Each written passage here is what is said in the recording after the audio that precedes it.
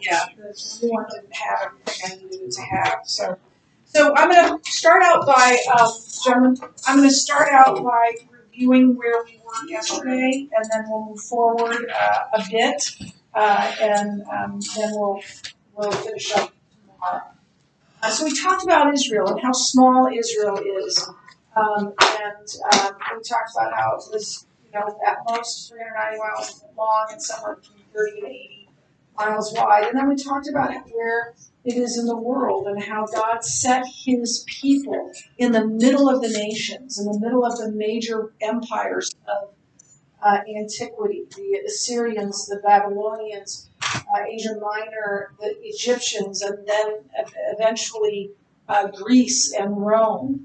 And all of those were surrounding Israel. Israel has, for really all of its history, it has been surrounded by enemies.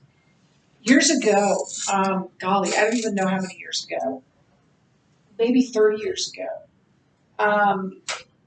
Henry Kissinger came to Omaha to give a speech at the Johnson Museum. Henry Kissinger was the Secretary of State of the United States, and for I think under 2 presidents for sure, maybe under 3 presidents. And he was a very learned man. He was a very wise man, and he was actually Jewish. He was Israeli. He had this really delightful accent. Hi, how may I help you? Are we gonna, is the, whatever the password for the video left in the thing that's? It is on X. It's listed. And I give you 2 different links in case one doesn't. And then if you give my mom's email, because most of us are now confused on what data. Including your teacher. But we can talk about that. Are you here today? No, Okay. I'm not gonna be here. Okay. But you just email me if you have that and not the rest of it. Okay. Yeah. September. Yeah. We'll figure it out. Okay. And I did send her an email, but I mean, okay, so Henry Kissinger was at the Joslin, and as I said, he was an Israeli. He had a very, very deep voice and an accent, and he opened his speech with this. And I've never forgotten it. People always ask, when will there be peace in the Middle East? As if there has ever been peace in the Middle East. And he was right. If you look through the centuries, this has been a disputed area for millennia, not just in our lifetime. But, I don't remember a time when in my lifetime, the Arabs and the Israelis were not with one another. Sometimes in outright war, sometimes in just great hostility, and that continues. Even through a number of peace accords. So we're going to talk more now about this land of Israel, and we did go through the varied climate and the varied geography and the varied crops, and then here's basically where we stop. You're going to need to know this, so you want to pay attention because you will see this on your quiz and you will see it on your test as well. We talked about how the Jews divided Israel into basically 3 land parts, 3 parts. In the south, you had Judea, and that's where Jerusalem is. That's where most of the cities were and are, and that's where most of the people were and are. And then in between Judea and Galilee was Samaria. Samaria was the place where the Samaritans lived. And we'll talk, as we go along, we'll talk about what that means and how they came to be. But you already know that Jews hated Samaritans and Samaritans hated Jews. And then at the top you'll see, and I know it's hard to read, but I don't know why they put green on green, but that's Galilee. Up around the Sea of Galilee, and that's the area where Jesus grew up, and he often visited in his ministry. So we've got those political divisions of the land from the Jewish perspective, But at the same time, hang on. At the same time, you also had the Roman divisions, which were slightly different than the Jewish ones. So that's what we're going to talk about now, the Roman provinces. The first one was Judea and Samaria together. They lumped Judea and Samaria as one province. And each province had someone that was ruling over that province. Because Rome ruled Israel at the time. So during Christ's time, 7 different men ruled this particular area. They changed at different times. And Judea and Samaria are an area it's a hilly area. It is in the largely in the Cisjordan Hills. So there are a lot. It's very hilly. There are a lot of rolling hills in that area. And Jerusalem is also in Judea, and it is the focal point. Obviously, was the focal point of Jewish life, and really still is the focal point. And the people that lived there either lived in cities and were in the trades, or if they lived out in the country, they were farmers often, pastoral farmers of chickens and cows and lambs and all of those things. And then the second one is 2 together, Galilee and Perea. So Galilee is the one that's up there by the Lake of Tiberias, or the Sea of Galilee, and then this one is Perea. And in Jesus' day, Galilee and Perea were ruled by Herod Antipas, who you can read about in the Bible. And it was heavily wooded. There were a lot of trees there, and it was well supplied with water, not only from rainfall, but from runoff from the mountains to the north. Especially Mount Hermon, when the snow melted, that would go down into Galilee, and so there were a lot of crops in that area. So it was very rich, fertile land. And then the next place is called Iturea and Trachonitis. Here's the thing about this. You can see that it's just a circle, and you see that these have borders. There's no border there, and here's why. The people that lived there were primarily nomads, which meant they didn't have a home. They moved from place to place. They went where there was water. They went where there was food for their animals and for them. They didn't build homes. They didn't, live in one place. And so it's hard to tell what their territory was.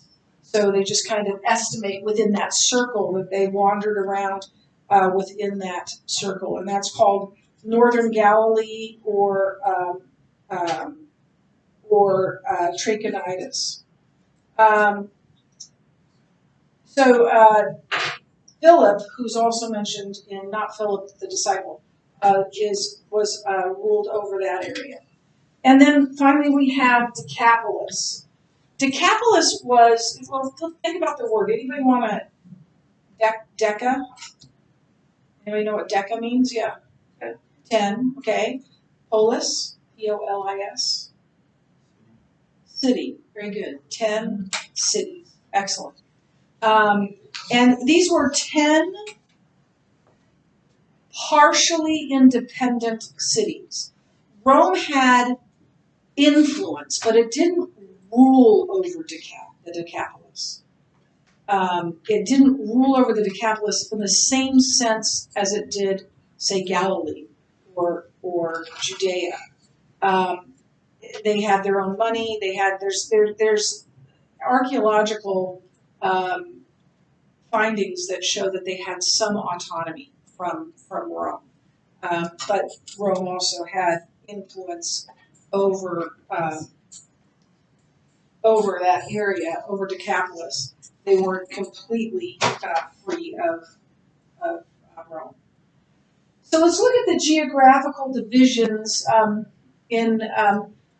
by the way, Caesar, here's my general rule, and it comes from my grandmother. If you're sleeping, you're great. If you're going to put your head down, I'm not going to make you put your head up. You can sleep if you want to. Let's come back to bite you when you have to test it. I'm not listening. Well, you're supposed to write stuff down too. Yeah, It's hard to do. So just fair warning. So these are you've seen this geographical cutout before, right? It's you've got the Mediterranean on the left, that's the western side. You've got the Dead Sea and the Transjordan Hills on the right, which is the eastern side. So we're south looking north. We're in the south looking to the north with this cutout. We're going to talk a little bit more in a little bit more detail about each of these regions. The first one was the coastal plain. By the way, the Philistines lived here, and that will come into play later. They were seamen. They were seafarers, and so they were on the coastline, and obviously they were enemies of Israel for a long, long time. And the coastal plain is narrow, but like anywhere from 6 to 20 miles wide. But it's some of the most fertile farmland in the world. They grow all kinds of things in that soil, and so most of the desirable land, most of the coveted land in Israel is this land because it is very fertile soil. So that's the coastal plain. It's flat, just as a plain would suggest, but it also goes up in elevation as it goes to the east. So there's rich soil in the coastal plain, and then the Shephelah is rolling hills. I don't know if you've ever driven west in Nebraska, and it's flat, but then you get into western Nebraska and eastern Colorado before you get to the mountains, and you've got these rolling hills. Anybody ever seen that? Not too dissimilar to what you would see in Israel in the Shephelah, and it's kind of foothills, I guess you would say. And those low hills range anywhere from 500 to 1,000 feet in elevation. And they also have crops there. This is a great place to grow olives, to grow grain, to grow grapes. There's a lot of pastoral farming here as well with animals that pasture. That's where you get pastoral from. They're not preaching or anything like that. They pasture those animals. And it also served as a buffer zone between where most of the people lived in the Cisjordan Hills and the Mediterranean, where the Philistines lived. I'm sure you know stories from the Old Testament, David and Goliath and all that the Israelites were often at war with the Philistines. They were sworn enemies. And that was something of a buffer zone to keep the Philistines at bay. And it was then, and it is now, a very disputed area. As I told you, the Palestinians and the Jews have been at odds with one another for centuries, for millennia, and it still can be a disputed place. Now, we're going to talk about Cisjordan Hills, and then in a little bit we'll talk about Transjordan Hills. When we get to the Transjordan Hills, I'll try to help you. Every year my students have a little bit of problem knowing which is which. And every year I try to figure out a way to help them know which is which, and so I'm going to try a little bit different way this year so that you know which ones are the Transjordan and which ones are the Cisjordan Hills. So we have the Cisjordan Hills on the west side of the Jordan River. These hills are commonly associated with Israel's history. Why? Because Jerusalem is there. Because most of the people lived there, then and now. Yes? I gotta leave cross country. Yeah, okay, go ahead, go. And run fast. Beat your sister. And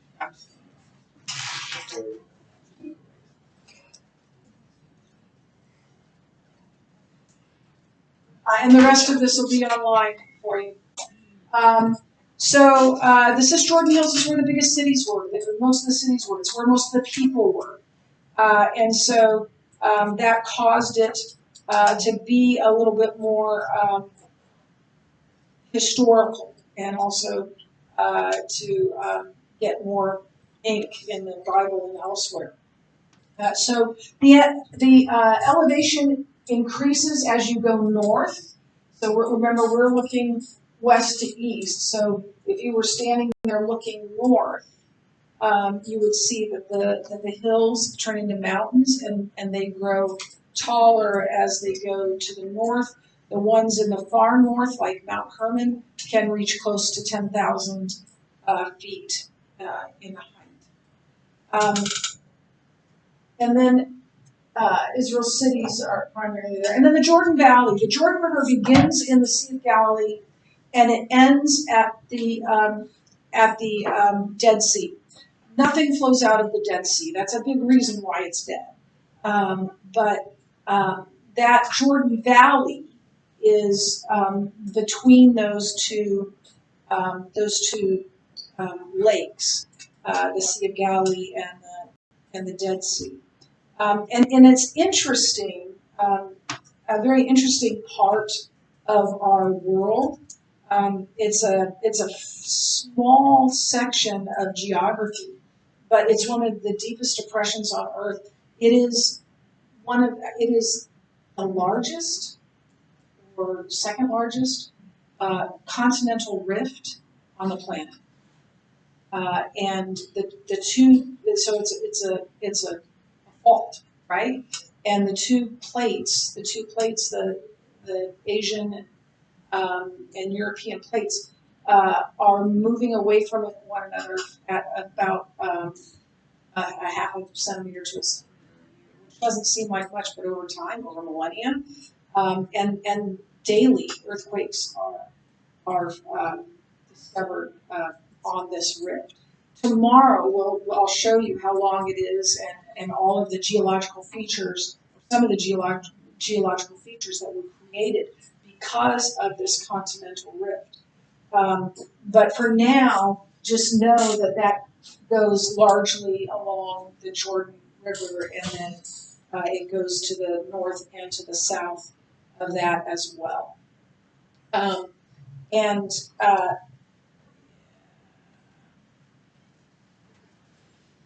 then on the other side of the Jordan, you have the Transjordan, the Transjordan Hills. That's what the name implies, is that it's on the other side of the Jordan. So the Cisjordan Hills are on the same side as Israel, on this side of the Jordan, and the Transjordan Hills are on the other side. There are a couple of ways to look at this. First of all, it will really help you if you remember that Jerusalem is in the Cisjordan. But you also know already, I'm sure, that Jerusalem is the most holy city for Jews, right? And so from their perspective, that's the most important side of the Jordan. Cis, the prefix cis means to correspond to the same thing. And so the Cisjordan Hills correspond to the side where Jerusalem is. Trans means on the other side, or to correspond to the other side. And so so on the other side of the Jordan, that's the side that was Israel at one time, but isn't now. And so it's on the other side of the Jordan. So cis means corresponding with the same thing. And that would be where Jerusalem is. And then if you go over the Jordan from there, you're in the Transjordan Hills. You're on the opposite side of the Jordan from Jerusalem. Are we good? I might say something more in a little bit about that, but not right now. So this area is called the East Bank. Okay, so we're going west to east, right? It's the East Bank. It is Palestinian territory now, but the Arabs and the Jews were fighting over that even way back when. It's a high plateau, and there obviously there are hills there too, but it's a high plateau that rises gradually from the north to the south, and it goes from 1,300 feet to about 4,000 feet. So it rises pretty precipitously. And then let's talk about the cities.